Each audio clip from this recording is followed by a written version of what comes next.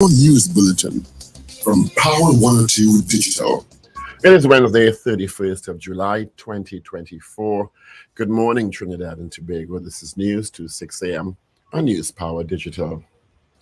Police Commissioner Early Hereward Christopher has been tasked to commence a criminal investigation to determine if there is sufficient evidence to charge any individual or corporate entity with manslaughter by gross negligence in the Paria diving tragedy that claimed the lives of 4 divers. Director of Public Prosecution Roger Gaspard, Senior Counsel, issued a media release yesterday which said he had considered the report submitted by the Commission of Inquiry chaired by Jerome Lynch, King's Counsel, into the tragedy and said, quote, "I have identified the only possible non-regulatory criminal offense which could be committed as being manslaughter by gross negligence." Gaspard said, unlike the United Kingdom, there has been no statutory intervention in Trinidad and Tobago to create an offense known as corporate manslaughter. He said he met with Police Commissioner Hereward Christopher on May 8th and wrote to her 2 days later on May 10th to advise her that his view is that the TNT Police Service should conduct a criminal investigation so as to determine whether or not there is sufficient evidence to charge any individual or corporate entity with manslaughter by gross negligence.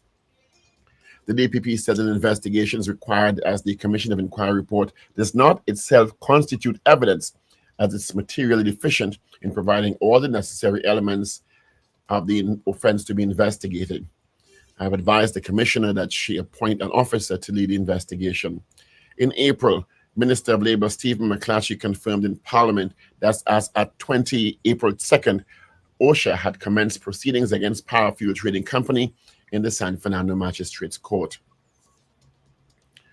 The Trinidad and Tobago Police Service has observed a disturbing rise in crimes committed against individuals who use social media dating apps to meet new people. It's urging the public to exercise extreme caution while arranging and attending in-person meetings with individuals met online. Data shows criminals are using social media to commit various crimes and are increasingly using dating apps to target victims, leading to crimes including theft, assault, and other violent acts. These platforms are being easily exploited by individuals with criminal intent. Therefore, it is essential for all users to be vigilant and take the necessary precautions. The High Court has ordered FIU Director Nigel Stoddard was not allowed to use any information obtained with regards to investigations since the unit had done so unlawfully in breach of Brent Thomas and Leo Prong's constitutional right.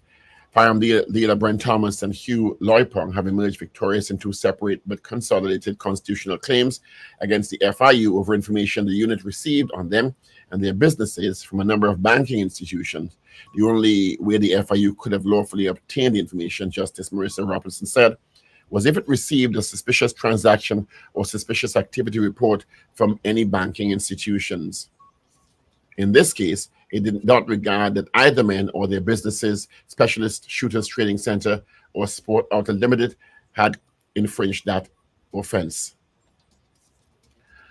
Doctors are noticing that more and more children are in the critical stage of dengue, presenting with neurosymptoms resulting in neurodengue. This from Dr. John Paul, head of the pediatrics department at the Hercules Medical Sciences Complex in Mount Hope. Dr. Paul and Health Minister Terence Dialsing are again advising the public that children are at high risk for dengue and must be closely monitored for changes in symptoms. The minister reiterated that the fight against dengue involves both the government and the public. He also reminded the public to keep their surroundings clean and eliminate dengue breeding sources around their homes. Dialsing added the number of deaths remain at 5, with confirmed cases at more than 500 and expected to rise. Dr. Paul advised people must observe bleeding, shortness of breath, and slight stroke-like symptoms. However, she said the difference with children, they're finding a lot more neurosymptoms, so therefore they can call it, in those cases, neurodengue. Fresh protests have broken out in the Venezuelan capital, Caracas, with the disputed results of the country's presidential election. Thousands gathered in the city center to show their opposition to President Nicolas Maduro's claim of victory. Many said they would not stop until there was a new government in place. Some said this would only be achieved if the security forces joined the opposition protesters. And finally, the new acting head of the U.S. Secret Service says he lost sleep over security failures that led to the attempted assassination of Donald Trump during a testy congressional hearing on Tuesday. At an hours-long U.S. Senate hearing, Ronald Rowe, the FBI Deputy Director Paul Abbey, outlined the ongoing investigation into what led to the shooting, elements of what they learned about the would-be assassin, and the security failures that allowed the gunman to fire at the former president. Mr. Rowe's testimony before a joint panel of the Senate Homeland Security and Judiciary Committees comes a week after his predecessor, Kim Cheetle, was forced to resign. And that is news to 6 a.m. right here on News Power Digital. We'll have major news coming your way at 7 a.m. Good Wednesday morning and happy Emancipation.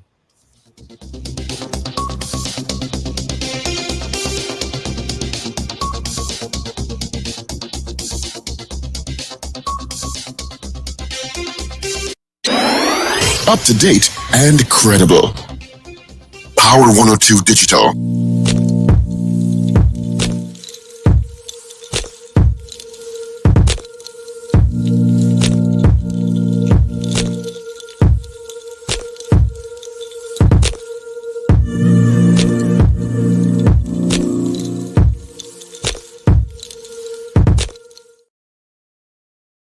Morning, neighbors, on this, the last day of July.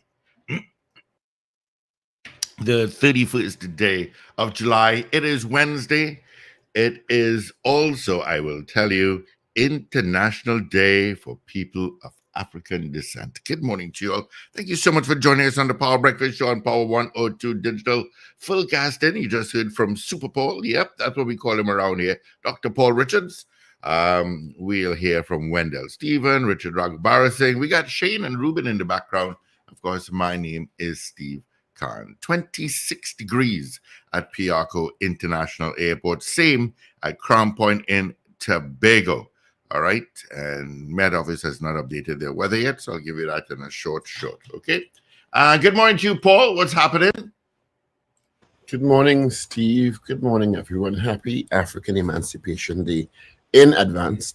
Thank you so much. And to you all that's listening, tomorrow being a public holiday in Trinidad and Tobago. All right? Hey, Evie is calling me. What is going on here? You all want to hear the conversation? I don't know. Computer must be crashed. Yeah, I have no idea.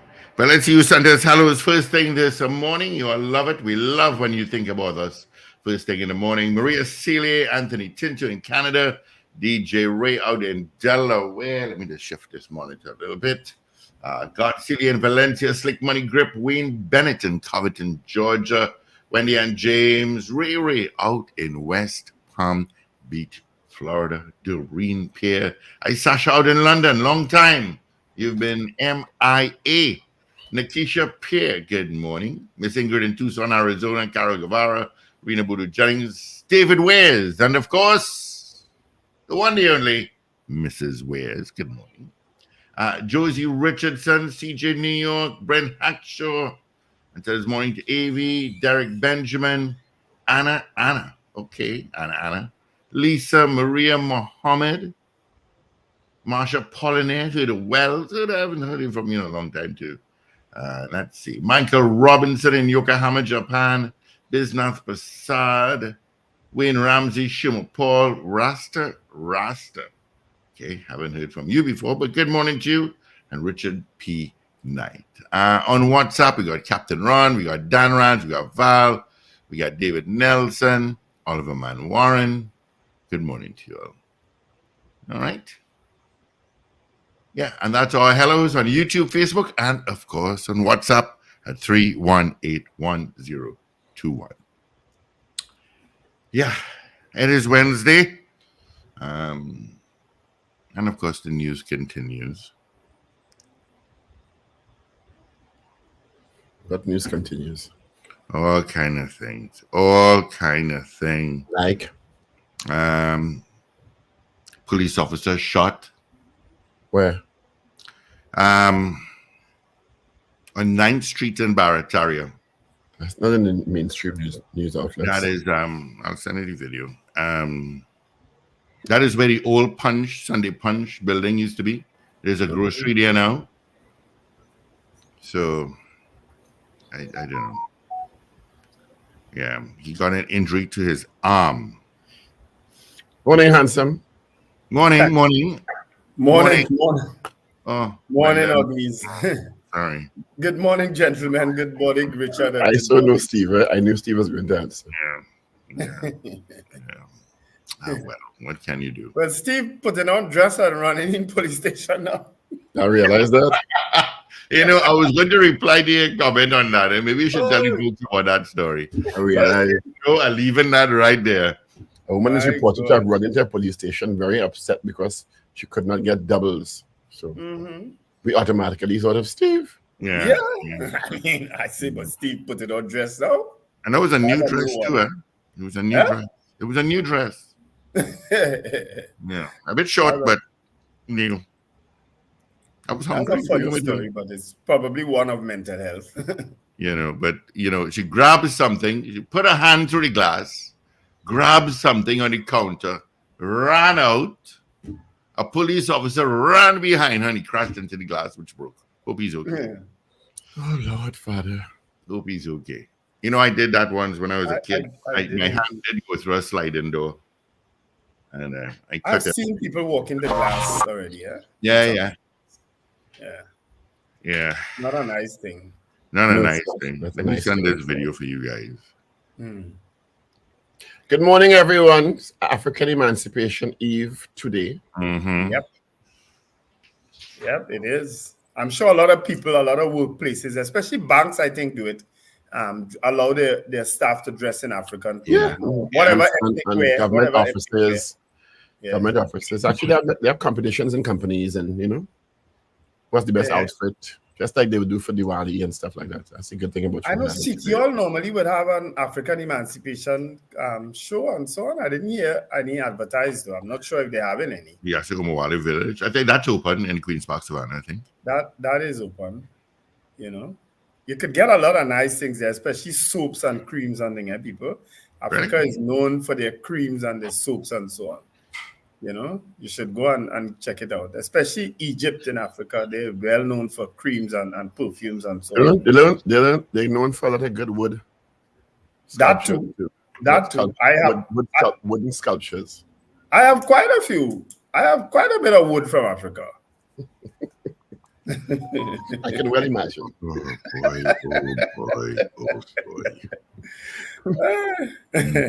I have Giniami, certainly. I have a huge Giniami over my bed. Oh, okay. Okay. Anyway, I have a couple birthdays. Let me get them out of the way. Happy birthday to my very good friend Ainsley Ramdwa. He is celebrating his birthday today. And yesterday was Avalon Romani's birthday, aka Red Rasta. So happy birthday, Ainsley, today. And anyone else celebrating a birthday on the last day of July. Happy birthday. Always have a holiday after your birthday. That must feel nice. Is it that the flooding in Port of Spain is getting worse? Apparently. And happens more easily? I listened to Minister. 10 minutes of rain and town flood.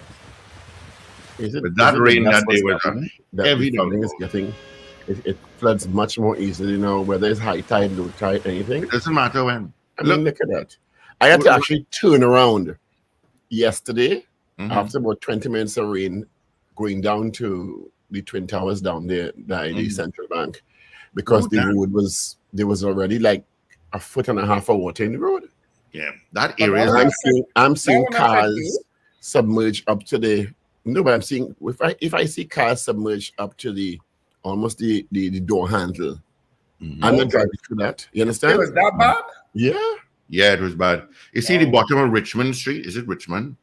Or Edward? Can't remember which one. And by Central Bank, that is like lower part of Port of Spain. It always floods, no matter what. But the rain is a little bit of rain came down though. No, that was a heavy rain. Well, in San Juan, it was a heavy rain.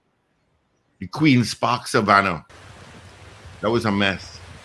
But you see, when it rains on the northern range in the vicinity of the Port of Spain area, it's flooded, you know.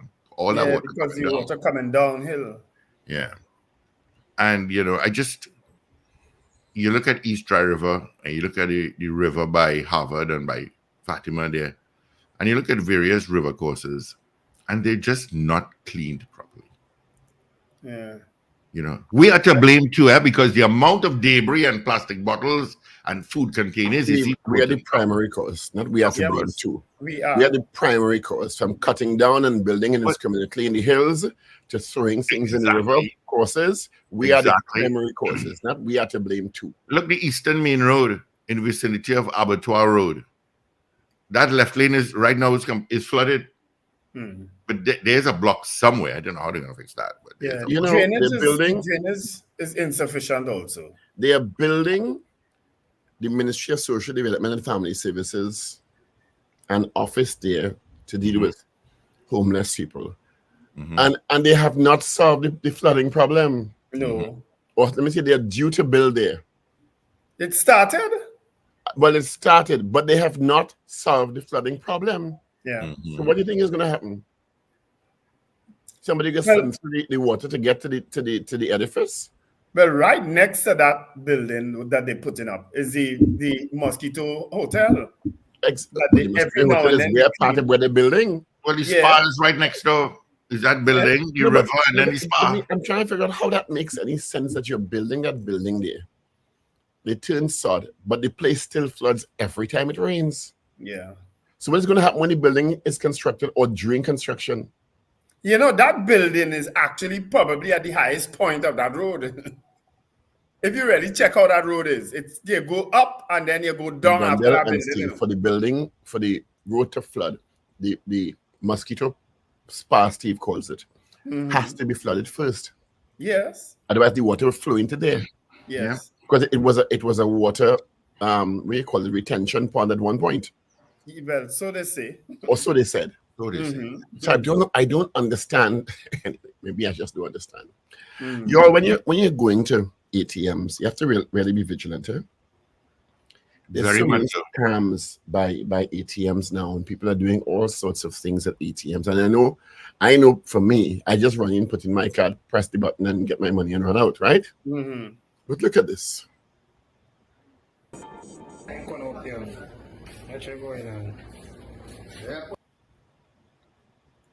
So this person is doing a simulation of what is happening at some ATM cards, card areas, right? So it looks like a normal ATM, right? For all intents and purposes. Watch. Yeah.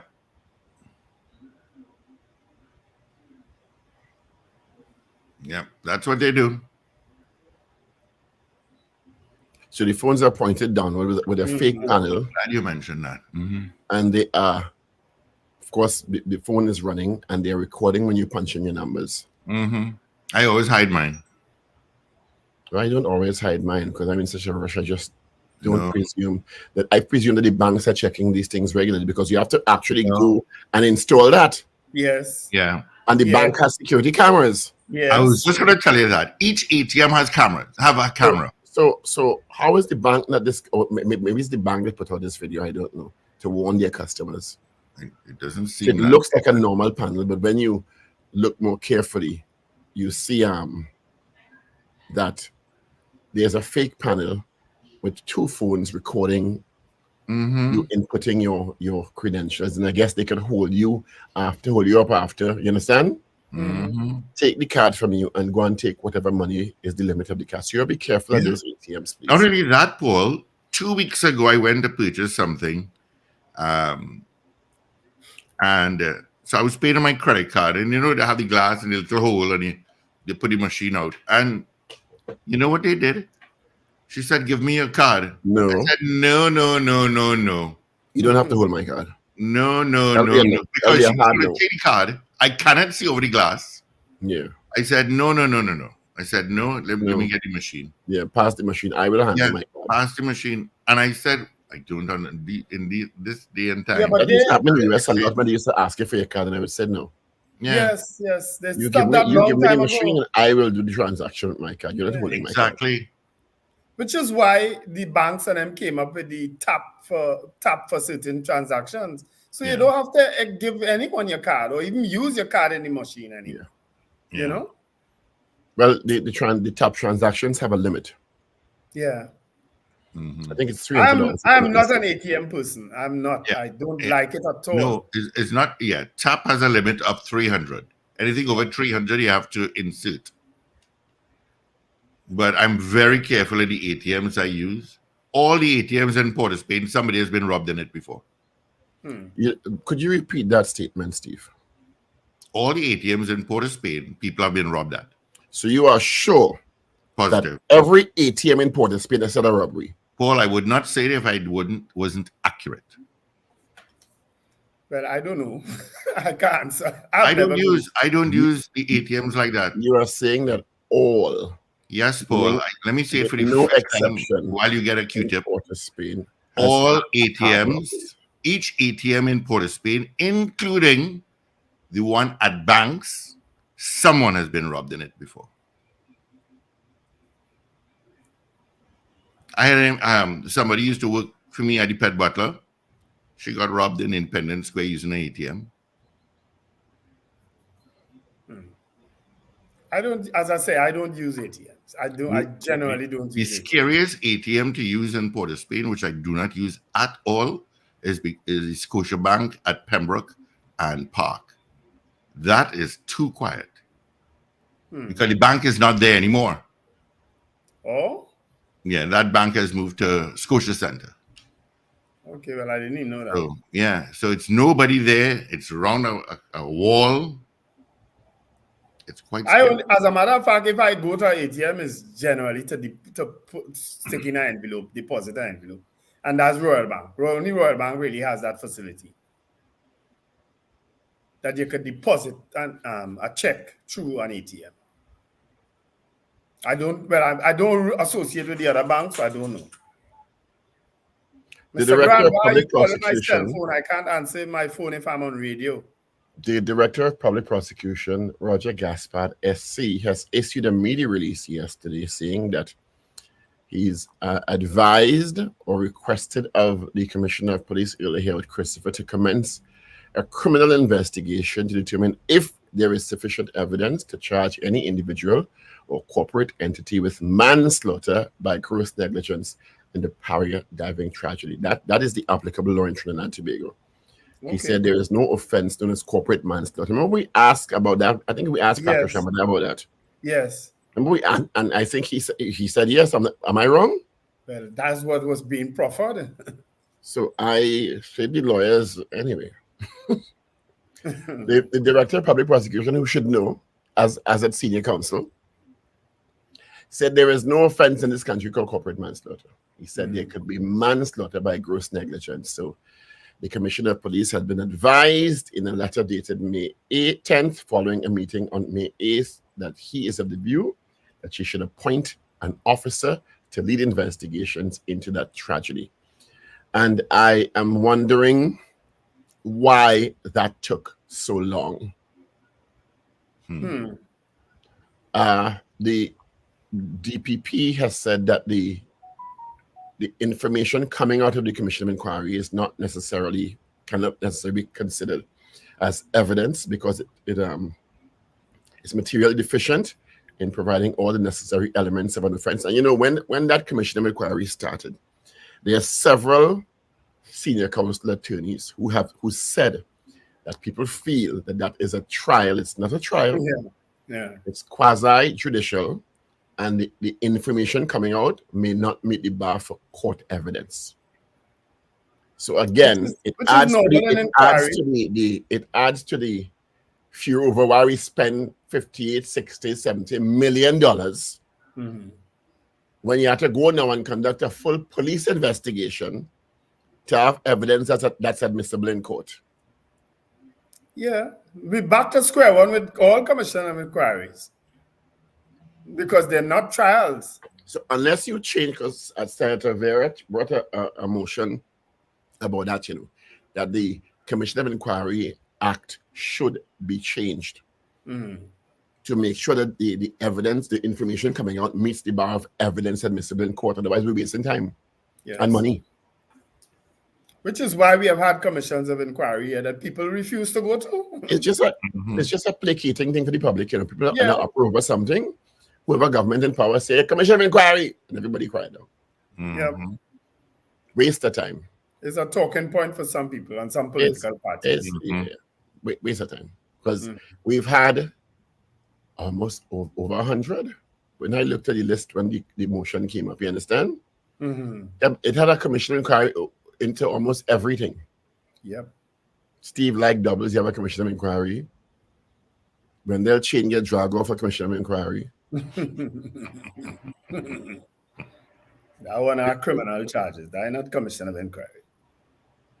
Anyway, so we'll see how that goes. So you know what we've been having in Arima a lot lately? I don't know if anybody else in Arima, blackouts. So much so that on Monday we lost electricity around 8 p.m. Monday night, and it didn't return until 5 o'clock Tuesday morning, which threw me off completely yesterday because I really wanted to join the show yesterday and I just couldn't, because everything was just a mess. Losing electricity for those amount of that many hours really messes up everything at your home,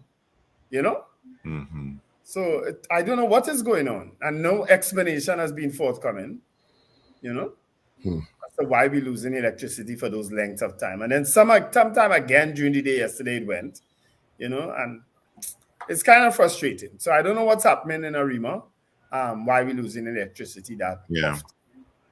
There's also been I got it, a media release from WASA. I got it a few times last night of a planned shutdown at the Caroni water treatment plant, and it has affected a lot of areas. Yes, I saw You look that. at the bottom, and it says Corporate Communication Department, July 30th, 2023. So I said, something is wrong there. So I went ahead and I messaged Kelvin Romy. And I said, is this true or is it an error? I sent him a picture of the date. And he said it's an error. He said, just ignore it. But there will be a planned shutdown eventually.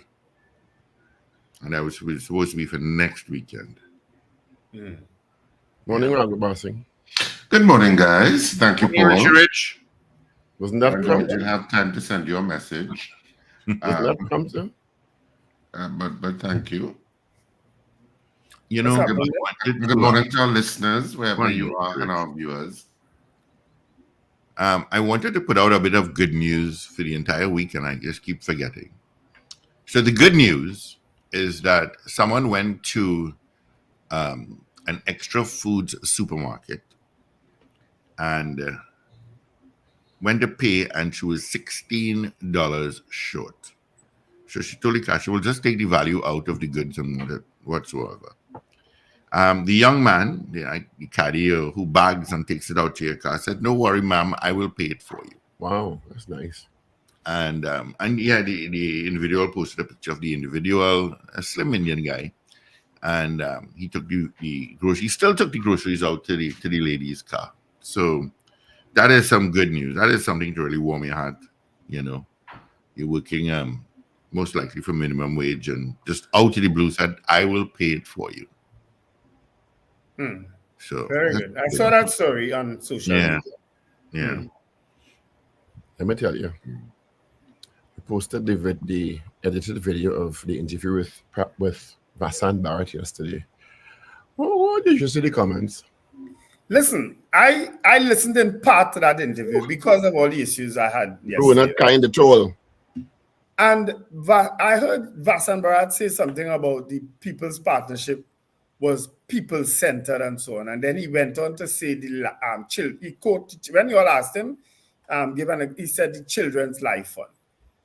Is Vasan Bharat aware that the Children's Life Fund was riddled with allegations of corruption? Was he aware of that? And when I heard him say that, maybe you all didn't have that information at the point in time or didn't remember, and it went on channel, I say he can't be serious. I mean, if there's nothing wrong with people making up, people making up after bitter wars, nothing wrong with that. I have no problem with that. You understand? But some strange things happening in this politics. Well, it to me, and Vasant is somebody I know we like as a person. But, Yes. But the fact that he kept saying that himself and Kevin Ramnarine back into the fold was new blood was kind of bewildering to me. But And then that, he also and, said and that that he was called. He was called. by Yes, Mrs. he was Paria. called. Yeah, Yes, sir. and that when they're back now, how should I put this delicately? The damnation he spewed on the party and Mrs. Pasabi-Sessa will all suddenly change because he and Kevin Ramnarine and others are back. You were there before, and everything that you said you accused of happened. You acknowledged that he acknowledged that there was corruption. Not so? Yes. So what? So I was trying to figure out what in the equation is different. Power, boy. They smelling and seeing power. You know, That's all. what in the equation? I don't know if Richard you got that too. That we were trying to find out from him what in the equation now. There has not been an acknowledgement of the, to me, that I have seen. Maybe there has been and I haven't seen it, of the shortcomings that led to the country changing the government. You understand? To me, primarily because of allegations of corruption and mismanagement. You understand? There's been no dealing with that frontally in the public domain. To me, there have been 2 elections since then, which have been unsuccessful in getting to governance for the UNC. Mr. Barrett, several others had not been with the party. Let me put it that way, for different reasons. And were vocal about the issues in the party. About the leadership of the party and the issues in the party. And the issues during that period. Remember, he had spoken extensively on the issues during that period that he felt uncomfortable with. About Mrs. Pasabi-Sessa's leadership itself. So what changed? What changed? And he couldn't successfully answer that question.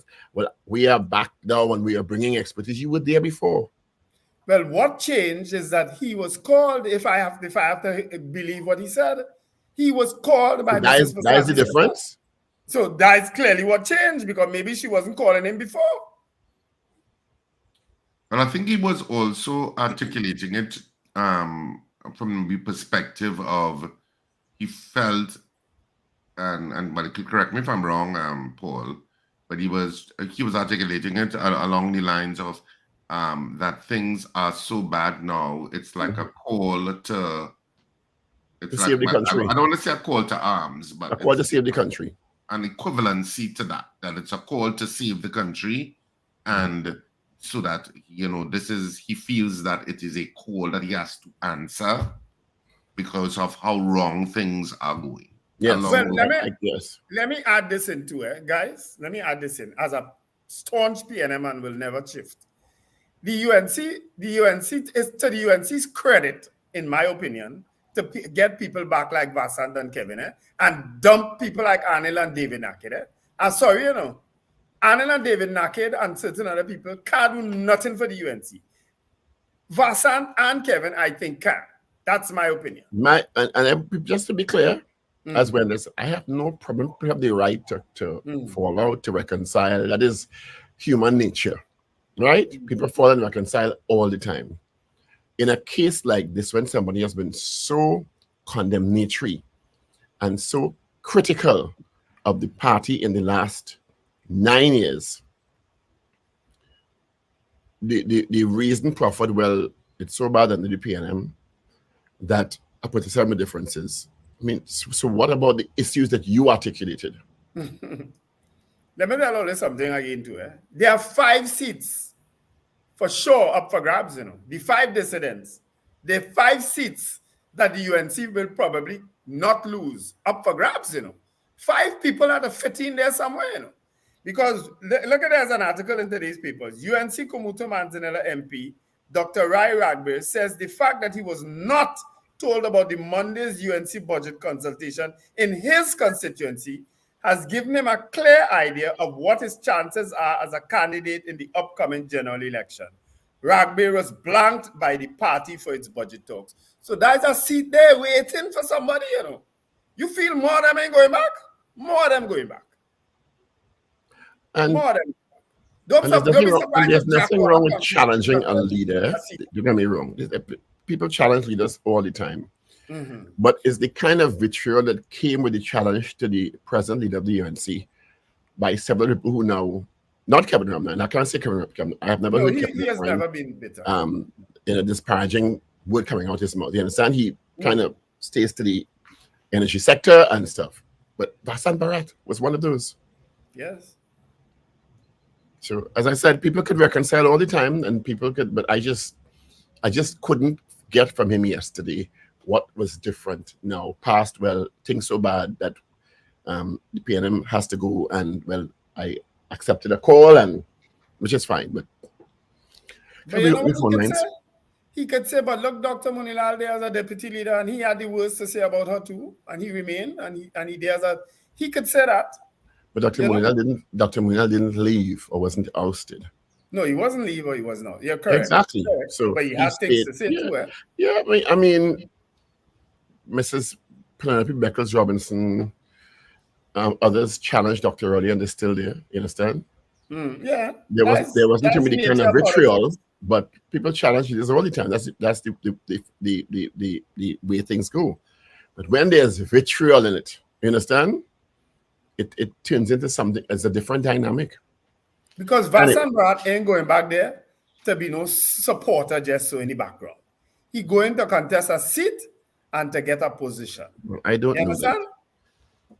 I don't and know all of that is why I regretted not being able to join the show yesterday. Because I wanted to ask him pointedly, are you eyeing a seat in the UNC? And there's nothing wrong with that, you know, Wendell. There's nothing wrong with that. Yeah. Shall we open the phone lines? We shall. So our lines are now open. What's happening now? I said Dr. Rai Ragberry already knows he's out. Anita Hinds, iffy. Rodney Charles, out. Well, he out on his own accord. You understand?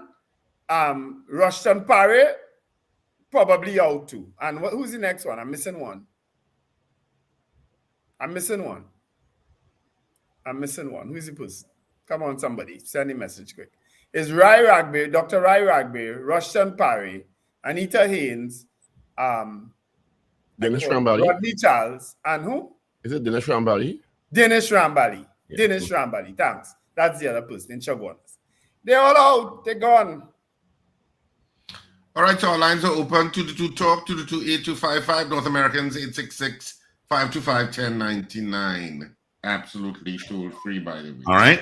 Good morning, caller. Good morning, gentlemen. Good morning, Z. Morning. Good morning. Mi amor. Buenos dias. Buenos dias, mi amor. Listen to me now. I heard that gentleman on a station the evening before. Well, Lord, all your interview was nice and mild. Because what I heard about the government and what's happening to this country and all, I couldn't believe it. I couldn't believe what I was hearing.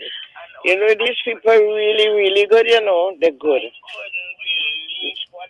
Let me soften this radio. Since you want to soften something, so. Yeah, I am saying that, and I told you all that. I told you. Why are you fighting with your own voice with your radio? Could you lower the volume on the radio? Just move away. That don't normally happen. She don't come off the bed, so she can't move away. Yeah. Listen to me. No, my PNM and PCPNM blanket is very sweet. Not getting up from it, no. Yes. These people, I said already, when the BSC, all the squabbling and all who saying that when the bell is wrong. You did say that, Zena. They will all jump back together. But there's nothing wrong with that. There's nothing wrong with that. Yeah, but don't turn your mouth so, because I listen to radio all the time, all day, and the kind of things I hear some of them say, oh God, come now man, you can't eat up your vomit, so. I mean, you can't twist up your mouth like that. You gotta slurp it, Gina. You gotta slurp it. Yeah, but I'm very, very, very surprised at that gentleman. You know, he has such diction and you know that accent that you're putting on, but all that he did and the things you're saying, not going together at all. Not from what I heard him said before. And the one yesterday with you all were mild. The kind of things I hear about Colin Bull and the Prime Minister and the country and nah. They don't, you don't have to go down that road to try to save face because you jump back in the party. Yeah, But he won't have a choice now, Zena. He doesn't have a choice now but to become overly critical of everything with the government. He And doesn't you have a see, choice. it's the same thing I say to about these different parties that people are forming. Everybody wants to be a leader. So when you come together just to feel all you could oust the PNM, what happens when all you come together? When some of them strong-willed people want to have this say, you not Lester Cradwell following makes a very them. good point. Gypsy was part of the UNC and he went up for the PNM last election. It happens Yes. all the time. Mhm. And plenty PNM people were posted. But you see, But it happened. plenty of who forming these parties wants to be the prime minister. That is what I'm saying. Ain't going up and want to just sit down and take orders even if you join a party and all you win, you know. They want Zena, to be leader, so they go in with an aim. Zena, you know, you may be onto something there that we didn't think about. That maybe they see their chances of getting leadership now better when they go back in. Because after this next curtail, they go want a leader. That's just it. And that is what made that man jump. I feel he jumped back in so easy. You're right. But, you know, you didn't tell me all these years that you're contributing. I need to put up a banner for your name, political analyst Zena. Political analyst Zena. All right. Go back under the blanket. He might very well see this as an opportunity. To all who locked on, your loyal listeners, all from where with Japan and all over, Charmaine, everybody. Happy African Emancipation, Zena. All those, my people here. Mrs. Haran, and Rena. And I'm Zena. All right, bye. Bye. Zena, Miss Voodoo Jennings, Rena. Good morning. Samin, Good morning, Mrs. R. I know the click now. Good morning. Good morning, Mr. Wendell, Mr. Richards, Mr. Ragoobarsingh, Mr. Grant, you finally get through because you keep calling my phone. Yeah. Now listen. First thing.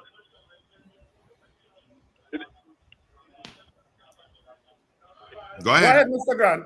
Don't listen to the radio. Listen to your phone. Yeah. Two points. The Savannah. Let me face reality. I grew up in East Dry River. Long time the Indian city council used to come down in the river, clean it out, the trucks drive down, pick up all the rubbish and go with it. Right? The year when we had a big flood, a lot of the blocks in the river went with the flood. They never replaced it back, so trees started to grow. The set of big houses we have now, we were living in Barakia a long time, where the explosion of the houses, everybody get money and things. The water was coming off at the roof and them, as either plumber, a tradesman. The water coming off and running down is a faster runoff. All the water from the north coming straight down to Port of Spain. The drainage wasn't built up to take the amount of water coming down. The people putting on bigger houses, so it placed more flood. Sauki, where I grew up in that area there, will always flood because if the tide high or the tide low, where they put the Riverside Plaza, where I was living, Besson Street Police Station, when they was building that building there, the amount of water they had was to pump out. William Scott building, the Twin Towers, all there, they had was to float it, Higgs and Hill, right? They put the Twin Towers on a float. The cassette and the building just rock anytime like any earthquakes and things.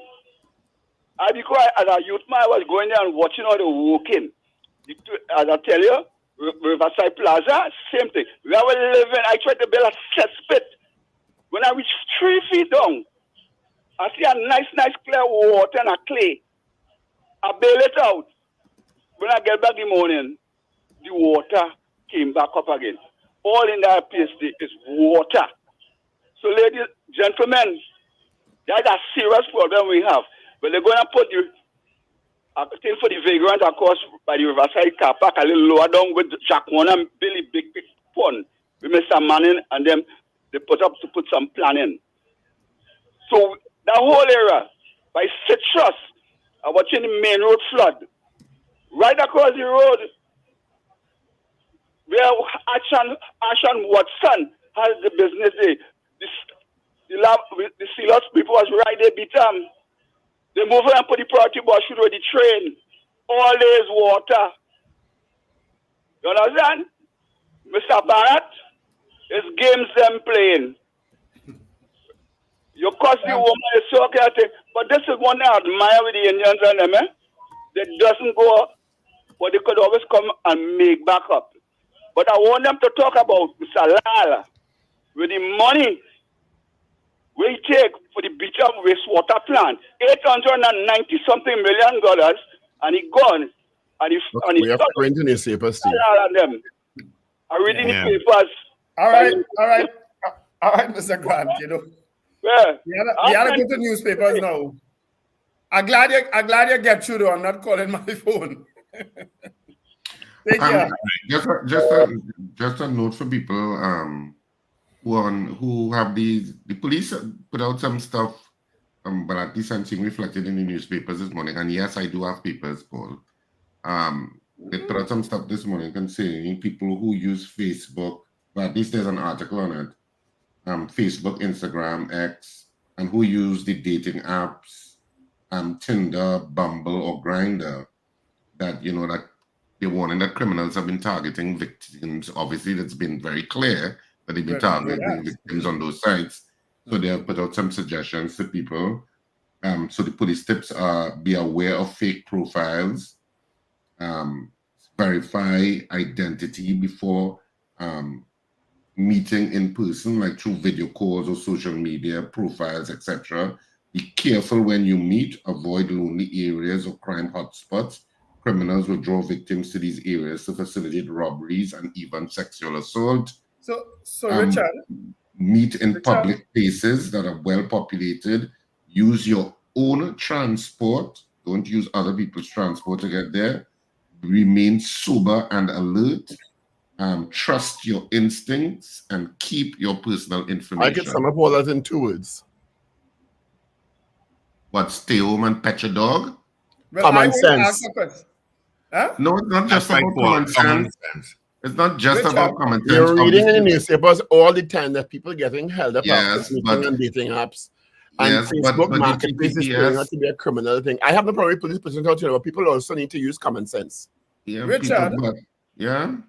Did the police end the statement by saying we are, however, going to be assisting and conducting sting No, it's not a operations? police ad, you know. It's an article. Okay.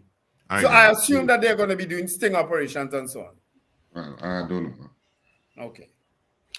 It was a Dr. press Wayne release. is coming up after It's- 7:10. Look out for that. Paul, sometimes could- you're in a mood and you just want company, you know. Yeah, Common sense sometimes. goes out the door then, you know. All right. And so I'm going to say thirstiness, but that's unkind. So your mood is going to be put above your personal safety? Well, some people do. Some people just want, they're depressed. They're in a state where they want. So your Excuse mood and people, everybody gets moods, will put above your personal safety? Paul, the urge for sexual interaction has brought down empires. Above your Exactly. personal safety? It has formed religions. What are Exactly. you saying? They do all kind of things in human Go into history. the papers now. Yeah. Like you never know, get that yeah, strong Yeah, urge. you always responsible. Yeah. Newsday. Newsday for today, front page. Of course, today is Wednesday, July 31st. So it's the end of the month. Cops must probe Paria deaths. DPP writes police commissioner. Cops must probe Paria deaths. And the main picture is history in motion, brandishing cutlasses. These people participate in a reenactment of the what fight? Riots? Balmania.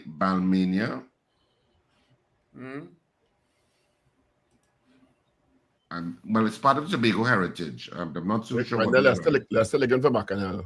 Yeah, I see that. Balmana riots of 1876, confronting the plantation overseer as part of Tobago heritage activities on July 29th. So that's what the picture is. Government looks for Soca Monarch sponsor. They're looking at you, Radio Vision Limited. Yep. Government looks for Soca Monarch sponsor. And on the I think back Soca Monarch page, can be rebuilt, yeah? I honestly believe it can. on the back page of the Newsday, TT swimmer 34th overall in 100-meter free at Paris Olympics. Carter eliminated. And Army women lift Wolf knockout cup. Trinidad and Tobago Guardian for today, front page. Criminal probe on. COP acts on DPP recommendation, appoints Paria investigator. TSC scraps teacher interviews after questions leaked. And there is a picture of welcome aboard, and there's a picture of Ulla Christopher shaking the hand of Heath Scotland Senior Counsel, and the caption is welcome aboard. He's in his car and she's outside of his car. I don't know if they stopped and then realized, hey, it's you. CPO to meet BIR customs workers on TTRA concerns. And on the back page of the Guardian this morning, Carter switches focus to 50 meters freestyle. I assume that's what FS means. And that's it for the front and the back of the Guardian. The Daily Express this morning, what did they go with as their headline? I'm about to tell you. Paria criminal probe starts. Police commissioner appoints officer to lead investigation after DPP's advice. Was the officer appointed already? Apparently. Neurodengue alarm in children. And the main picture is a solar park tour.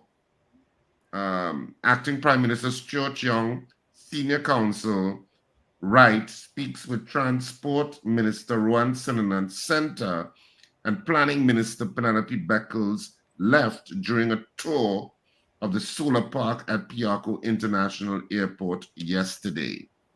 So it seems to be taking shape. That looks impressive, though. Yeah, it seems to be taking shape.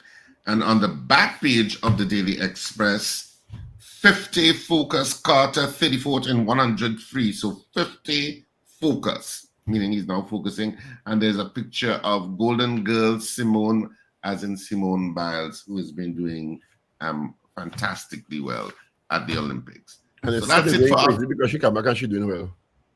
What's that? There's all kind of criticism of the girl because she come back and she beating all of them. Yep. And what was that controversy about the Leonardo da Vinci painting?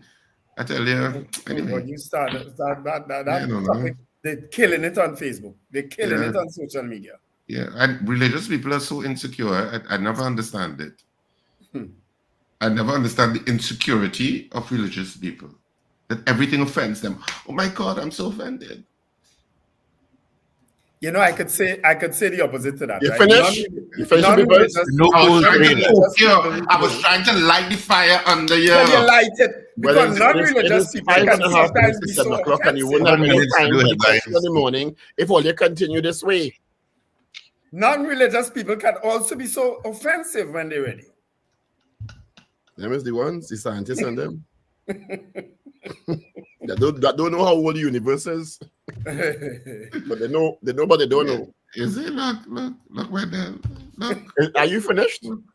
Steve, can we go to the question? The results of our morning poll, 7 minutes to do headlines. I don't know. Results of our morning poll. Yesterday we asked you, do you think tint infractions should incur demerit points in addition to fines? 75% said no.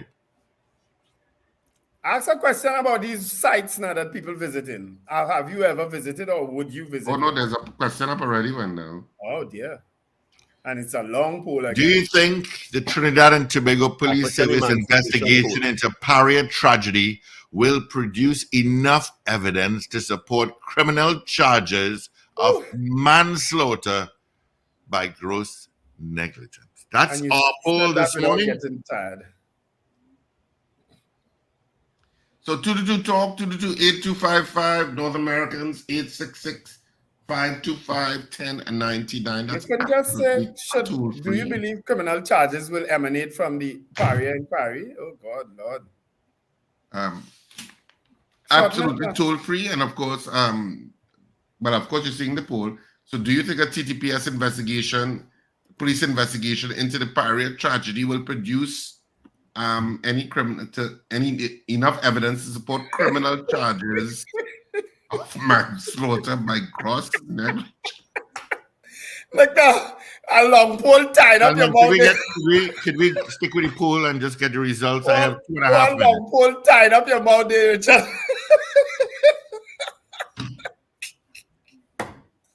Right, so we can start taking the votes. You all understand the poll? Yeah, you do. Yeah. Will criminal charges emanate from the Paria tragedy? Yes or no? Yes or no? That's the poll. That's my shortened version. Whether it's manslaughter or not. Good morning. You fixed it. Morning, gentlemen. New Jersey, no. Thank you. Well done, Paul. I guess, but you know, it's what you like. Ish Outen Malik says no. Lester Craigwell, no to the poll. Roger Seawing says no to the poll. Captain Ron says yes. CJ New York says no. Slick Money Grip, no. Gemma Brewster, okay, morning to you, Gemma. Keegan Barrett, no. David Wares, no. Michael Robinson, no. Somebody else says no. Let's see. Julia S. Batiste, no. Yvonne Rojas says no. Alistair Hart says yes. Marcia Rock says no. All right, so 222-8255, toll-free North Americans, 866-525-1099. WhatsApp 318-1021. Well, if the TTPS could charge a man the other day in Citygate for not helping them, anything possible? Cheryl Henry says, I say no. CPT Singh says yes. Johan Matthews, no. All right. Do you think criminal charges will come out of the TTPS investigation into the Paria tragedy? Yes or no?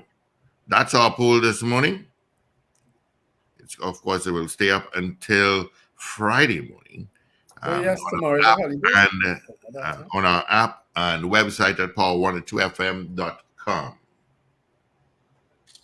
All right. Let's see. Miss Ingrid says no to the poll.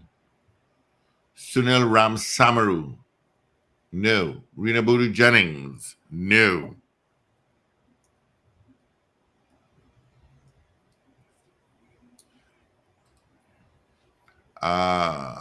Anne-Marie says yes. Peter, no. Thank you, guys. Do you think criminal charges will come out of the TTPS investigation into the Paria tragedy? Rasta says yes.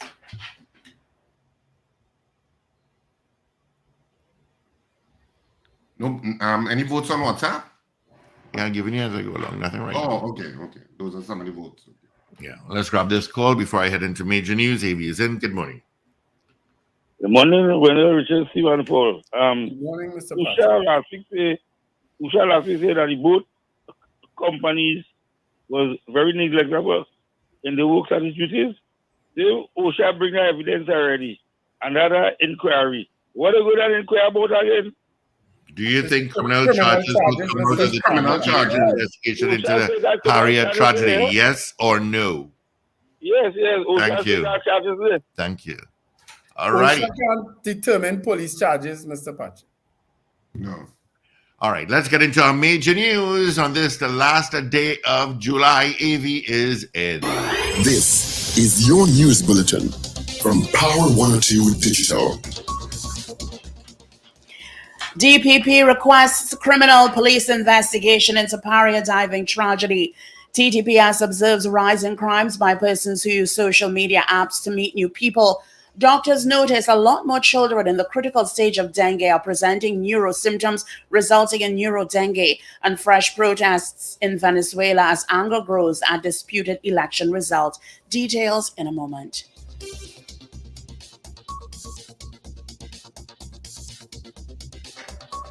This is news to 7 o'clock on Power 102 Digital. I'm Avril Sintel-Bab. Good morning. Police Commissioner Erla Hayward Christopher has been tasked with commencing a criminal investigation to determine if there is sufficient evidence to charge any individual or corporate entity with manslaughter by gross negligence in the Paria diving tragedy that claimed the lives of 4 divers. Director of Public Prosecutions Roger Gaspard issued a media release yesterday which said that he had considered the report submitted by the Commission of Inquiry chaired by Jerome Lynch into the diving tragedy. He said that he identified that the only possible non-regulatory criminal offense which could have been committed was manslaughter by gross negligence. Gaspard said that unlike the United Kingdom, there has been no statutory intervention in Trinidad and Tobago to create an offense known as corporate manslaughter. He said that he had met with the police commissioner on May 8th and he wrote to her 2 days later on May 10th to advise her of his view that the Trinidad and Tobago Police Service should conduct a criminal investigation so as to determine whether there is sufficient evidence to charge any individual or corporate entity with manslaughter by gross negligence. The DPP said an investigation is required as the Commission of Inquiry report does not itself constitute evidence and it is materially deficient in proving all the necessary elements of the offense to be investigated. He said that he has been advised by the commissioner that she has appointed an officer to lead the investigation. The Trinidad and Tobago Police Service has observed a disturbing rise in crimes committed against individuals who use social media dating apps to meet new people. It is urging the public to exercise extreme caution when arranging and attending in-person meetings with individuals met online. Data shows criminals are using social media to commit various crimes and are increasingly using dating apps to target victims, leading to crimes including theft, assault, and other violent acts. These platforms are being easily exploited by individuals with criminal intent. Therefore, it is essential for all users to be vigilant and take necessary precautions. Meanwhile, the TTPS is offering several guidelines for persons to follow when meeting someone for the first time through a dating app. It says fake profiles might display limited photographs and information and may not portray a true picture of persons. These profiles are used to lure persons into meeting in person or either rob, assault, or harm them. Verify their identity before meeting in person. Try to verify the individual's identity through video calls or social media profiles. Sensitive information such as your home address, workplace, or financial details should never be shared with someone you've just met online. The TTPS encourages the public to report any suspicious activity or individuals to their nearest police station or contact their hotlines. The High Court has ordered that FIU Director Nigel Stoddard was not allowed to use any of the information obtained with regard to any investigation, since the unit had done so unlawfully and in breach of Thomas and Leong Poi's constitutional rights. Firearm dealers Brent Thomas and Hugh Leong Poi have emerged victorious in two separate but consolidated constitutional claims against the Financial Intelligence Unit over information the unit received on them and their businesses from a number of banking institutions. The only way the FIU could have lawfully obtained the information, Justice Marissa Roberts said, was if it had received a suspicious transaction report or suspicious activity report from banking institutions. In this case, it did not with regard to either men or their businesses, Specialist Shooters Training Center and Sport Outlet Limited. Thomas and Leong Poi had questioned the constitutionality of the FIU's move in October 2022 to ask various institutions for financial information on some 35 individuals and 17 businesses, including themselves, associated with the legal firearms business. The information the FIU sought was for a period of 6 years from 2016 to 2022. In her written ruling that was delivered yesterday, Justice Robertson ordered the destruction of the information after finding that the FIU's request for the banking institutions was ultra-virus. Doctors are noticing that a lot more children in the critical stage of dengue are presenting neuro symptoms resulting in neurodengue. This from Dr. Joanne Paul, head of the pediatrics department at the Eric Williams Medical Sciences Complex, Mount Hope. Dr. Paul and Minister of Health, Terence Dialsing, are again advising the public that children are at high risk for dengue and must be closely monitored for changes in symptoms. The minister reiterated that the fight against dengue involves both the government and the public. He also reminded people to keep their surroundings clean and eliminate dengue breeding sources around their homes. You are listening to news on Power 102 Digital to 7 o'clock. Fresh protests have broken out in the Venezuelan capital Caracas after the disputed results of the country's presidential election. Thousands gathered in the city center to show their support to President Nicolas Maduro's claim of victory. Many said they would not stop until there was a new government, and some said this would only be achieved if the security forces joined opposition protesters. Well, finally, here's weather news for the period today till midnight. Trinidad and Tobago, initially hot and sunny conditions, would gradually give way to partly cloudy conditions by late morning with scattered showers. There's a medium chance of showers becoming heavy and thundery, mainly but not confined to western and northern areas of Trinidad. Tonight will be mostly settled despite the odd shower. Gusty winds and street or flash flooding can occur in the event of heavy showers or thunderstorms. You can expect a temperature high of 33 degrees Celsius at Piarco International Airport and 32 degrees Celsius at Crown Point, Tobago. Currently, it is 28 degrees Celsius at both localities. Recapping your headlines to 7 o'clock, DPP requests criminal police investigation into Paria diving tragedy. The TTPS observes a rise in crimes by persons who use social media apps to meet new people. Doctors notice a lot more children in the critical stage of dengue are presenting neuro symptoms resulting in neurodengue, and fresh protests in Venezuela as anger grows at disputed election results. I'm Avril Sindelbab. That was news to 7 o'clock on Power 102 Digital. Look out for more news in detail at 12 noon and an update at 8 o'clock this morning. For more details, log on to power102fm.com. Up to date and credible. Power 102 Digital. All right. Thank you so much, Avril, for our major news. All right. Thank you so much, Gajana, again. Come at 8 o'clock this morning for our news brief. Quickly, let's see what's happening on the highways and the byways. Leaving San Fernando, heading up to Claxton Bay, you've got some traffic, usual by Chase Village, but after that, you're pretty much clear towards the interchange and into Port of Spain. It is a bit heavy going to the Trinity City UE area. All right. So that's a quick one for you. All right. Let's see if we have any more votes. So let's see. We've got Black Pearl saying no. We have Vincent in the UK saying no. Evans David saying no. And Val saying no. On Facebook and YouTube, we have, let's see, Hanif Daniel saying yes. DL says no. And that is it. All right, so that's it. Results of our morning poll.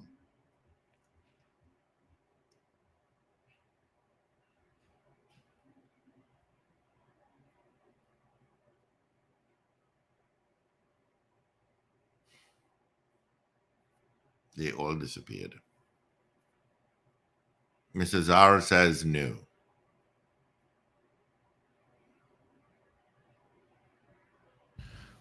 Well, I have 26. I don't know if Wendell was counting. I got, but that's how much I got. So overall, well, the poll for today was: do you think criminal charges will come out of the TTPS investigation into the Paria tragedy? We have 26 people voting in the allotted time. Of the 26 people that voted, 7 said yes, 19 said no. It wasn't, so 19 people said no, and 7 people said yes. So of course the nays have it with regard to the poll. People who are saying no, they don't think that anything is going to come out of it. But 7 people are, hopeful that something is going to come out of it. Of course, you can continue to vote on this poll throughout the day, through our programming, and we'll give you the final results on Friday. Am I right? Yes, on Friday, because tomorrow is a holiday. Of course, tomorrow is African Emancipation Day. So, of course, happy African Emancipation Day across Trinidad and Tobago from the Power Breakfast Show. So you'll get the final results on Friday morning. Yes. And I see Wayne Hayde has... Good morning, Dr. Hayde. Has joined us. So. Good morning, gentlemen. Thank Good you morning. for joining, Thanks for joining us again. Morning. How is Uganda? Is it morning still? Well, yeah, I think. It's afternoon, 2 p.m. and it's raining heavily here. So I had to shift from where I was, and there's no power. So and my laptop is down. So well, you're on, and we appreciate that. Like you're in a room or what? You adapted. I don't be bad talking a room like that.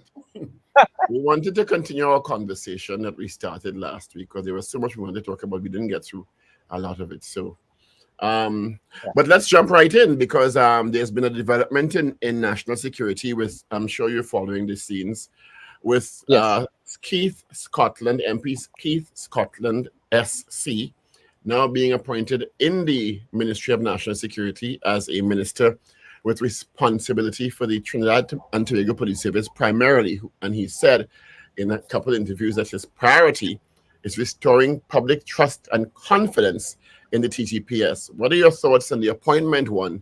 And do you think this will make a difference? Well, let me answer the second part first. It's too early to know what difference, if any, it would have. A lot of it will depend on the person themselves, the resources, and the issues that have to be dealt with in relation to the police service. As for the appointment, I would see it in a positive light. I have always felt that the police service, being the arm responsible for law and order in the country, was to a large extent hamstrung by being tied to the other aspects of national security, where the Army, the Coast Guard, the fire services, the prisons, if you add all of them up together, I'm sure the numbers will still be less than the police service. So I think it's important to have a decoupling of the police service from the other arms. Not that this is not a matter of disrespect, but just to understand the key and important role that the police has to play in maintaining law and order on a day-to-day basis. So this is a bit of thinking outside of the box that I believe could have come before, but let's see how the new minister will approach it. I know him from the old days, and most of the guys around my time. I think I came out of law school in '94, and he came out in think around 96. I know him, so I'm familiar with both the senior minister and the junior minister in this case. And I wish them all the best. And I hope he jumps in with both feet and understand that the old ways of doing business will not work in this new environment and with these new criminals. Dr. Head, you know what I want to ask you? Because you were a founder, I believe, of the Police Service Social and Welfare Association, if I'm not mistaken. Yes. And I remember Christopher Hola. I knew him well. Yes. Right? Yes. What do you think about the operations of the current Police Service Social and Welfare Association? How does that? How do they operate in your opinion? Well, I don't go around trying to determine what people do in their own jobs when they're doing it, because you could always find some will say nay and some will say yay. And when I was there, I myself received criticism from the some people, police, members of the public, for how I was running the association. But what I would say is that I hope that the leadership of the association don't let personal ambition get in the way of their addressing police issues seriously. Why I say that is that I recall that one person applied for commissioner of police during the time I applied, and next thing that person ended up in parliament as a senator. And then we had another president subsequent to that applying to become commissioner of police as well. Personal ambition is fine, but in that role in the association, you are expected to sometimes sacrifice a bit of your personal ambition in order for the greater good. It's not to say that people should not get promoted. It's not like in my time when it was very difficult to get promoted. And in fact, most of the people who got promoted subsequently have myself and Mr. Holder, and Mr. Cunningham, Mr. Hazari, Mr. Dillon, those of us on the executive, Mr. Brown, deceased Mr. Chase. We fought a battle.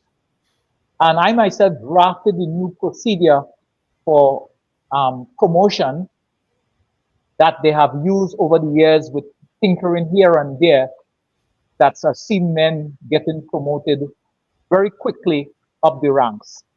It took me 15 or 16 years to move from constable to corporal.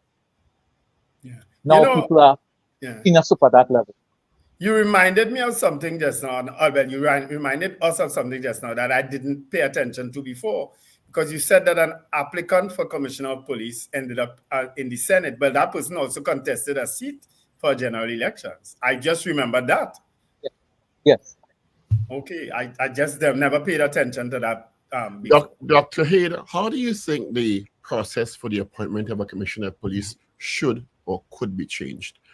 Because there have been a lot of concerns about how our commissioners are appointed. There is a process by which there are applicants who so desire to fill the position. The Police Service Commission vets and interviews the applicants. A merit list for police commissioner and deputy police commissioners are sent to the parliament, and the government of the day chooses who they want from that list, or not. Yes, or you should say parliament chooses, but of course, the government of the day chooses who they want for the commissioner or not. Well, I would disagree with that. Technically, it's the parliament, yes, but the government has the majority and they usually get their way. Yes. Right? Let me clarify. And well, since you want the technicality in it. Yes, and it's important because recently people have voted their conscience, and you don't know if it could be a situation where persons are allowed to vote openly their conscience. Then you might have different people being appointed or selected by parliament. I don't think that strictly there's anything wrong with the process that we have now, except that the Police Service Commission, their processes are very secretive, and it seems to me that those who have who hold in trump cards are the ones to benefit the most, in that they know these people, they interact with them on a regular basis. So those of us who are outside of that system stand a little chance of cracking the ceiling. I have no idea what you're close. talking about. You're going to have to be more direct with that. That's very, very clouded. Okay. I am saying that kinship, friendship, and relationship also affect who is appointed and selected by the Police Service Commission. For example, when they made a decision that persons who did not apply for commissioner would instead be put on the merit list for commissioner of police, I felt that that was wrong and in breach of all the principles that they talk about. And you find that people who have close relationships, if you recall, one member of the Police Service Commission in one selection process was said to have sent emails of the Police Service Commission activities or process or information to one of the candidates, Gary Griffith. And we have is that a public and that was public, Paul. Okay. That was public. Right. That was public. That is public. And what I'm saying is known. And one member, at least, of that Police Service Commission was the beneficiary of not one, not two, but multiple firearm users' licenses. So then, that's what I'm saying, that there seems to be certain aspects of kinship, friendship, and relationship that affect. That doesn't mean that they didn't qualify for an FUL. No, you have to remember, I have been arguing a long time. Yes, they may qualify for an FUL, but not variations that give them 5, 6, 7, 8 guns. Okay. That is an abuse of process as far as I'm concerned. And people receiving variations of 4 guns in one day. There was a time when the commissioner went out of the country for one day, and the person acting granted variation that same day of several firearms. That was never intended to be the position of variations. Not where it was where you wanted to change your firearm for some reason, or change the type of firearm that you have. But they used a loophole in there to grant people 25 and 30 firearms, not giving yourself, Mr. Richards, and other members of the panel firearms because you might qualify for a firearm, but giving people who seem to have inside information and inside access more firearms that they need for the function that they said they needed for, which is self-protection. Remember, we had a case where a former prisons commissioner was jogging with 2 firearms, remember? And shot himself in the leg. I want to go back to the conversation about the new minister in the Ministry of National Security, and what do you think, given the governance structure, because a minister has a particular role and the commissioner of police has a particular role, and what do you think the new minister's role will be and can be in resolving the many issues related to the operation, efficiency, and performance of the TTPS? Well, you just said it very clearly. The minister, and this was a criticism of the now senior minister, where everything that went wrong in the police service, the minister was given the blame. The minister does not manage the service. It is the commissioner of police. The minister does not even have authority to discipline and to take action with respect to the senior officers in the service. That is the Police Service Commission. But what the minister can do is focus every day without splitting time and between organizations to ensure that some of the issues that have to be addressed in the service are addressed by the commissioner. In other words, put some pressure on. That has to happen, and that should be the role of the minister, not in terms of taking over the functions, because but what pressure can the minister put? The minister, once the commissioner is appointed, the Parliament can hold the commissioner accountable through a JSC inquiry or interview or interface. The Police Service Commission has the remit of assessing the performance of a commissioner. Yes. We just had an assessment of Mrs. here with Christopher that nobody has access to. And a reappointment based on that assessment that nobody has access to. Apparently, it's a big secret. So what pressure can a minister put on a commissioner of police? Because a minister can't tell a commissioner to do anything. A commissioner is an independent officer, and that independence is enshrined for a particular reason. But that is not always true. You had a former commissioner saying that he was called to issue licenses to certain people by the government, to which he acquiesced from the information. No, he may. You could correct me if I'm wrong. Requests were made, and there are some machinations as between whether or not. And I think the former commissioner said that the process was already trained, and the request was to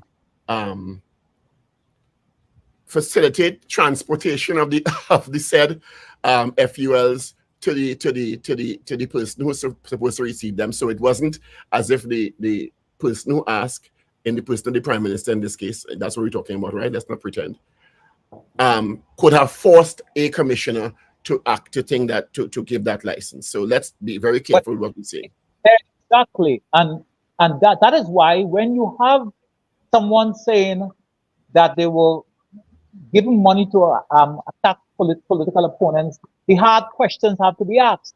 Since the Prime Minister or no one can pressure the commissioner, then therefore, was there any acquiescence in terms of in regard to the action that the person is alleging was asked to be taken?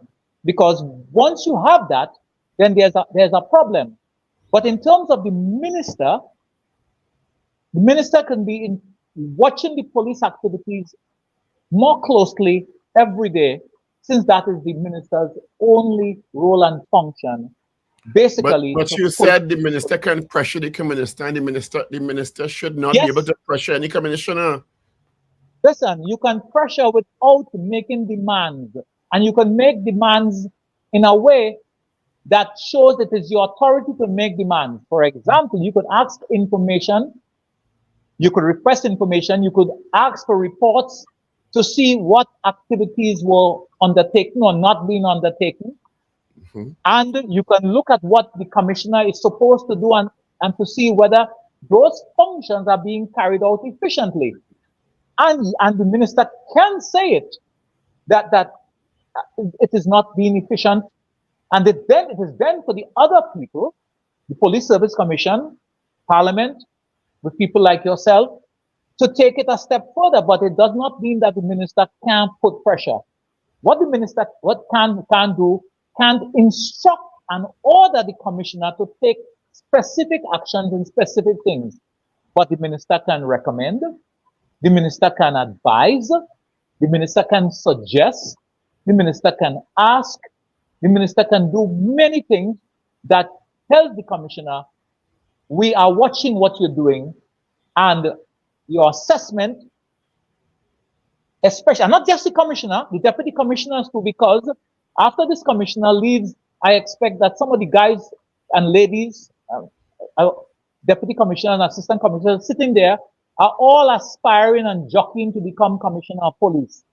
They must do their jobs too, because, as we just said, Parliament will have to make decisions, and the government should be able to know the quality of people that are there and the work they have performed when they have to make a decision in terms of who to appoint.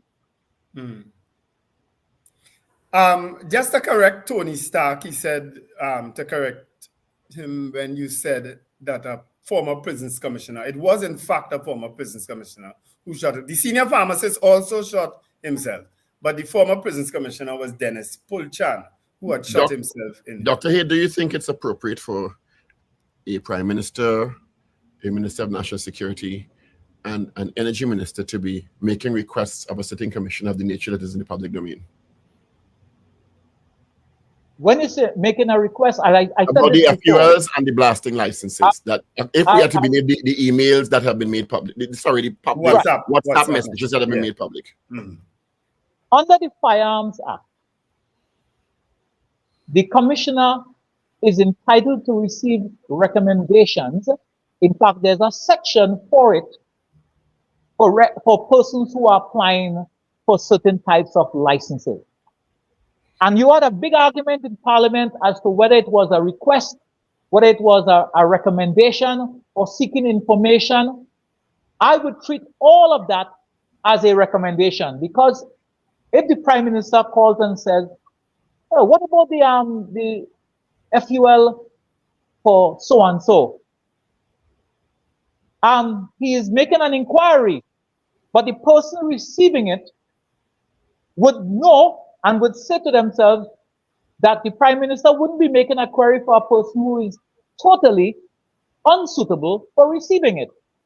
Therefore, that in itself could become a form of recommendation, which is required and supposed to be done under the law. The police officers who do the investigations make recommendations, and all of it comes to the commissioner, who then sits and says, looking at all the information, I will or will not give.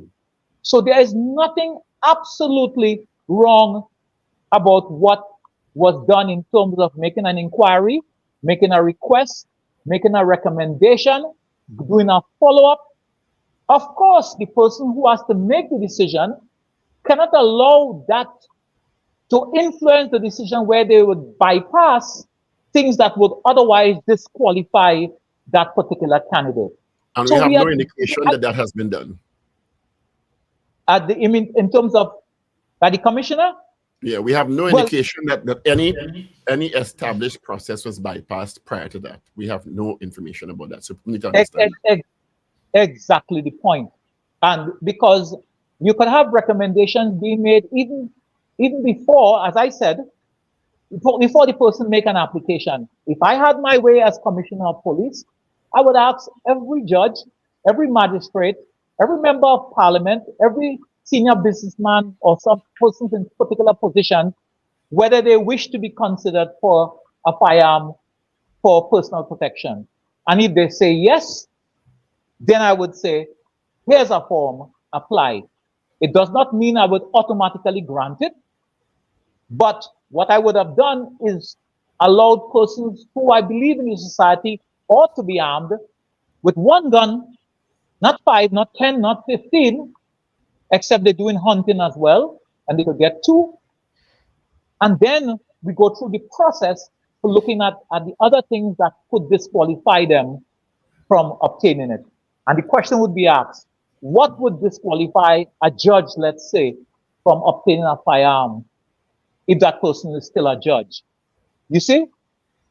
So therefore, all this discussion and argument about the minister made a recommendation, he can't make a recommendation, that is nonsense.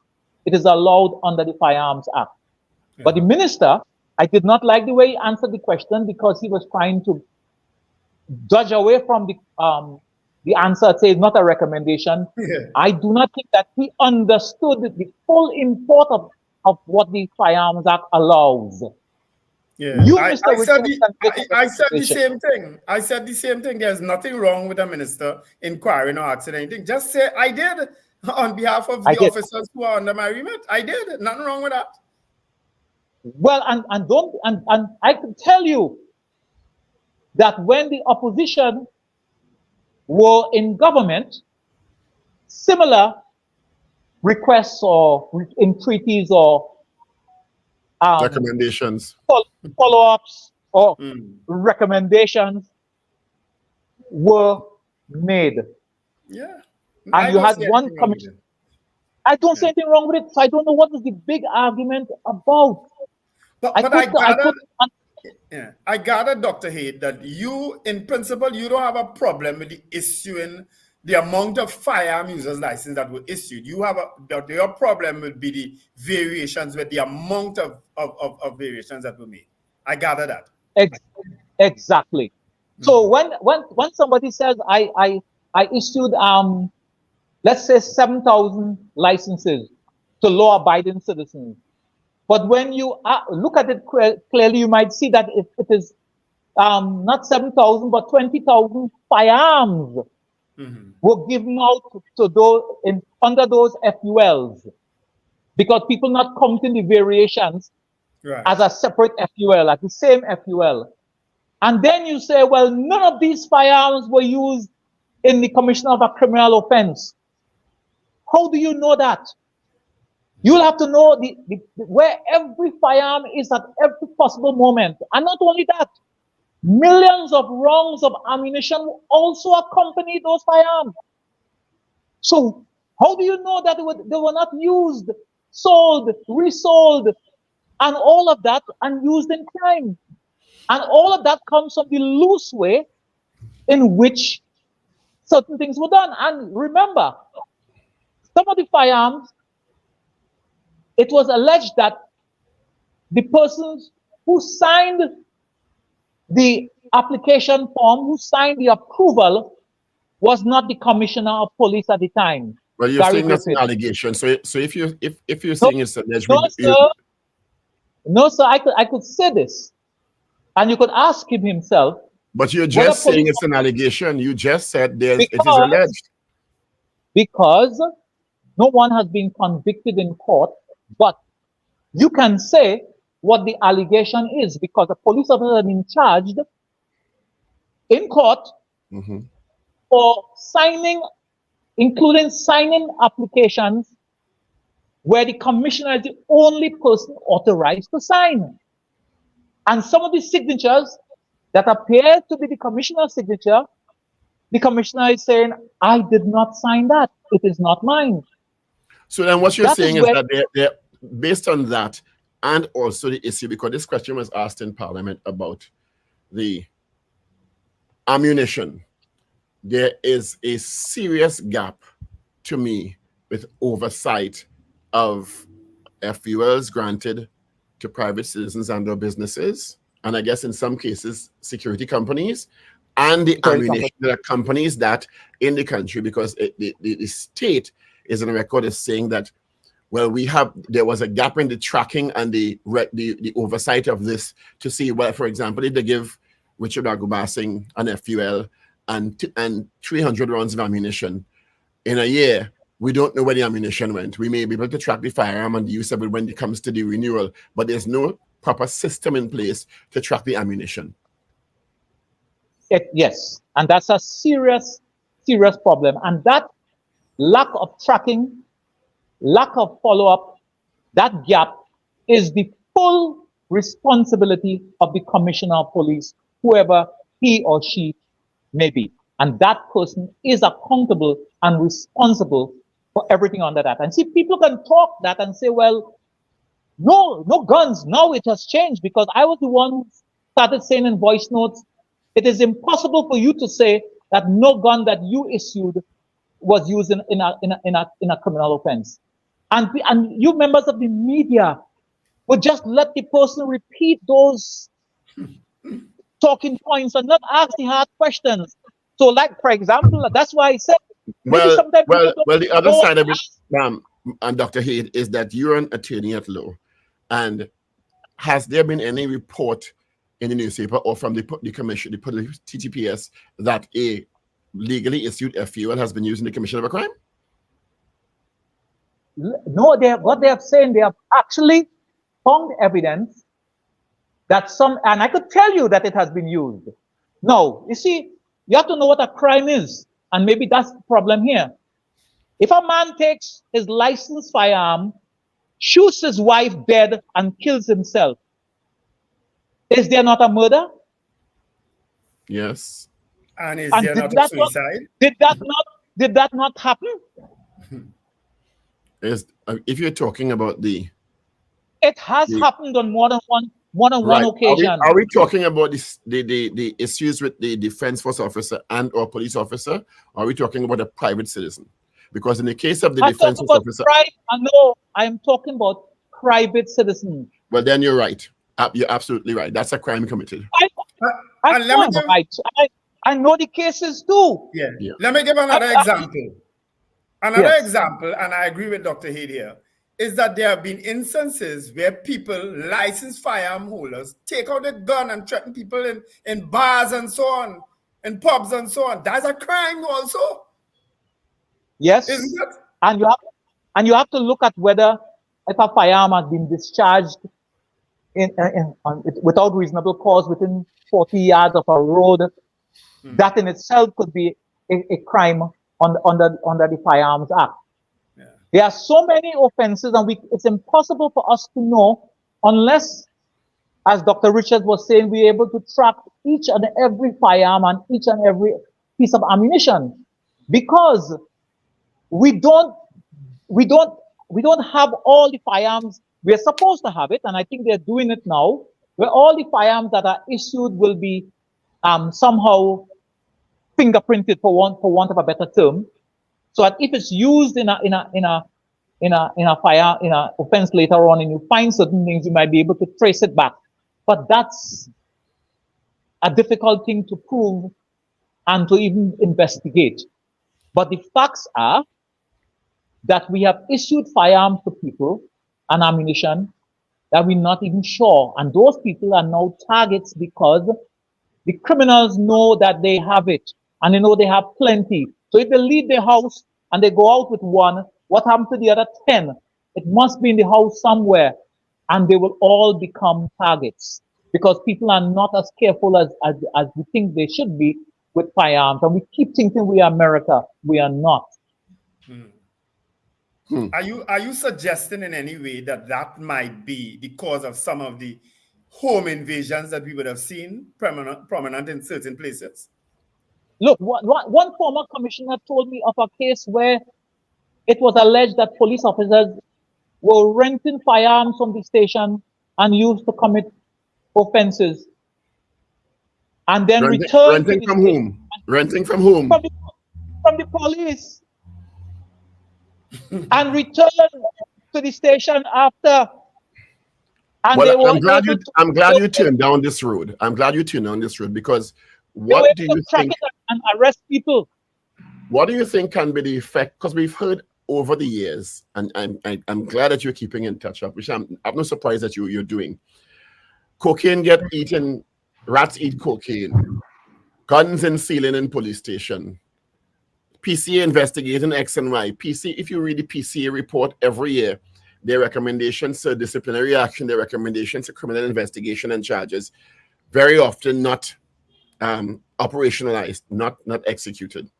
What do you think the role of the new minister will be in helping to deal with, to me, the most pressing issue facing the TTPS, particularly in the context of public trust and confidence, weeding out corrupt officers? As I said before, first we have to bring back basic discipline, and it would mean addressing the friendships, kinships, and relationships that exist in the service that prevents officers from taking action. I believe that there should be a separate entity undertaking discipline for the service, because right now it's himself to himself, and you have had officers who on one day is the investigator, and on the other day is the alleged offender, and it makes it difficult for them to maintain a certain level of distance from the offense, as it were. Two things has to happen. We have to have an entity that is not part of the service hierarchy, but with the authority and power to collect information, get information, demand information, and prosecute persons for disciplinary offenses, and recommend to the commissioner or the police service commission for dismissal of those persons. So in other words, you take it away from the superintendent and senior superintendents who are either impotent about doing anything or unwilling to do anything. And at the same time, forget this nonsense of charging everyone for every little offense for misbehavior in public office and then have the case going on for 15 years. And everybody dies, everybody forgets, and the bad egg comes back into the service to continue defaulting or stay on suspension with 3/4 pay for the next 15 years and engage in other activities outside of the service that could bring the service even more into disrepute, and you're leaving them right there at that. That is the problem. But isn't the PCA naturally that institution once the legislation is amended to give them that power? No, I don't think so. You want to create a new institution entirely? Only for discipline in the service, and it only has to deal with, for example, if you read carefully what the Police Complaints Authority does, they shadow the police, but they don't have authority to interfere with anything that the police. But that's what Richard said when he read legislation. Richard said with the upgraded, amended legislation to increase the remit and give them the power to prosecute, because it is a power that David West has asked for. Yes, but that's prosecution in the criminal court. That's beyond a reasonable doubt. I am talking about disciplinary offenses that where you can deal with it on a balance of probabilities long before we get to that point. Part of the problem is that the same bad eggs, the same rotten eggs, you understand, are continuing the service while we find a way to, in our slow and inefficient judicial system, to have them treading water for a long time. But the police commissioner already have that power. Has the disciplinary powers. Yeah, exactly. But look, and I'll go back again with my mini thesis. Kinship, friendship, and relationship has affected adversely the commissioner's ability. Can you send me that paper, please? I'll show you right something. I've been doing it on my voice note, and I'm sure if you listen to all of you, you'll hear what it is. That is too much voice note, Dr. Hayden. That is too much voice note. Long ones, So if the commissioner of police, if the commissioner of police has the power to discipline, but you come back to the argument of kinship and friendship, then what you're saying, in a sense, logically, is that there is no professional and fit person coming through the ranks of the police service that can professionally put aside whatever batch I came with to make hard decisions. You're saying that nobody like that exists in the police service? I am saying to you, it is a hit and miss process. And people can die, they can resign, they can get promoted out of the position, and then you're back to square one. And you can't be depending on a process where you leave it to one commissioner who spends 1 year, then another one spends 2 years, one spends 3 years. And quite frankly, commissioners have been reluctant to take action because, like the free court. I think that is the problem. I think that's where the problem rests. Commissioners of police have not exercised that function that comes under their remit. Yep. Well, because the commissioner cannot do everything for himself or herself. You must depend on other police officers, some of whom have serious allegations against themselves. And then so who are you depending on to guard the guards? In some cases you might be putting the fox to guard the hen house. But they know. Come on, Dr. Hay, they know the police. They've come through the system. A lot of the times, the commissioner of police knows who the main bad eggs are. But what do? They tiptoe around the tulips and maybe Richard is send right. them on. They're reluctant to exercise their thing. Because they know very well that you're remember when I sing songs, sometimes I say things that are getting closer to the truth. When I said, "Do you want a watchman?" and I was alluding to the fact, I say I may point out the bad eggs and somebody might be cleaning out the weapon and doy clean up my tail and it say has accident. happened. It has happened. It has happened. And it wasn't. So therefore, the point to be made is this, that individuals as human beings know that it might be a risk. They might know the person has political affiliations, has criminal affiliations, has other senior affiliations that could harm them in their own role. That is why you need to have an entity. Doesn't mean that it will be 100% true, but if you're not waiting for promotion and depending on promotion from the same senior officers that you have to investigate, then you might be more inclined to put people on disciplinary charges once reports are made. Find the reports yourself.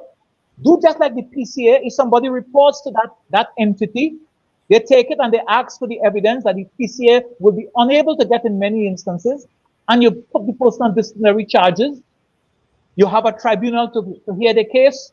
You hear them and you make a recommendation to the commissioner for dismissal or whatever form of disciplinary action. If the commissioner fails to act, then it's right there.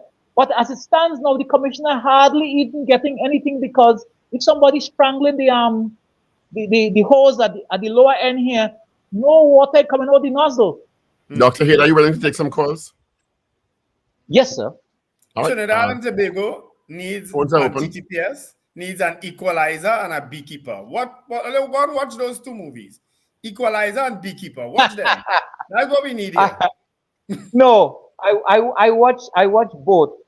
And both encourage extrajudicial killings. Thank you. I'm glad you said that.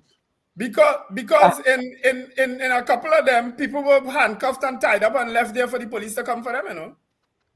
Yes, yes, but that was only to make the movie seem humane. while you kill 90%, you know. I'm a movie buff, so I've seen all the movies, so I know. The phone lines are open. We have 8 minutes to interact with Dr. Wayne Head, live from Kampala, Uganda. Let's hear you. Somebody on the message chat asked if we asked Dr. Head about body cams, the use of body cams. What are your thoughts on it? All right. Well, hold on to that thought, Dr. Head. We have a call online. Good morning. I wrote to all in the studio. Morning. And to Dr. Wade Head. I want to ask him, could you tell us what is the reason why it is that the Commissioner of Police, Ulla Christopher, cannot get the police officers to use the body cam? Thank you. All right. So there the question has come live. Yeah, it come up again. Same question. Listen, again, is the question of discipline. Who is responsible for ensuring that the police officers put on their body cams and use it? There must be a system and a trail to audit the use and non-use of it, and disciplinary action must be taken. But everybody seems to be afraid because they don't want to have to put on a body cam themselves. That is really the problem, you know. They're worried that if they go out on exercises, they might have to wear a body cam because they're not confident of their ability to do the job in a proper manner while being strong, resourceful, and resolute, and stand up to criminals and to people who are misbehaving on the streets without engaging in abuse and abusive language or abusive action. That is what the problem is. And I've been looking at videos of police interaction and telling them when things are going right and when things are going wrong, should be arrested for obstruction and for assaulting police and all of these things. And in instances where police have overstepped the boundary because they don't seem to know what the law allows them to do and to do it properly. I think that's the problem. I think I have a better job for you than Commissioner of Police. You know what that job is? What's your job? If I had the power. To head the new unit. No, chairman of the Police Service Commission. That too. But I would have liked him. I would have liked to bring him back to head this new unit to discipline and deal with police officers. Dr. Haid, give me an answer now. I mean, We have calls, gentlemen. I'm asking to perform without a voice and a chorus, Steve. Cool it? Yes, good morning. Morning. Yes, sir. Yes, good morning. Morning, sir. Hey, Dr. Haid, good morning. Morning, sir. Morning. I am one of the persons who asked for your presence on this thing because I've been listening to you for the longest while. And the kind of things I used to hear with this thing with issuing firearm, we had to really tell us and to really give us the kind of information that you have. And it's thank God that you came today and you could indicate and say what is what. And I know there's a lot more. But I just want to thank you very much for shedding the light on this as to how this firearm thing and people making all kind of saying all kind of things about the government, this and that, and issuing 9 and 10 and 15 firearms. Thank you very much for clearing up that. Thank you very much. I kindly appreciate, sir. All right. Thank you, caller. Good morning. Good morning. Morning, Mr. Watchman. Morning, sir. Morning. I remember those days, man, when we have Mr. Coco, Aloes, and Watchman. That was the day, that's how we did it. But you know, I was watching something some years back. In the United States of America, in the police service, they have a special branch investigating crooked police and bringing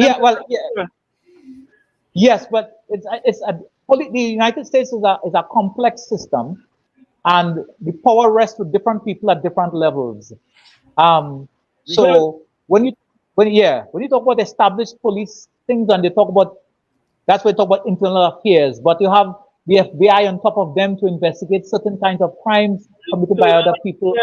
So you can have a big house and a big car, and the investigator, where you getting that money from? How you getting these things?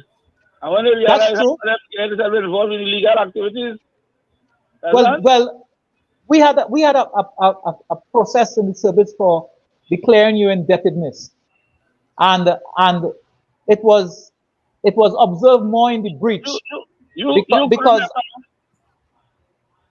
you could remember when Gary Griffith had hold the man with the money and they put the man in La police station and the next police come and move it out. Well, I don't know if those are the facts that you're saying, but I can tell you from my knowledge,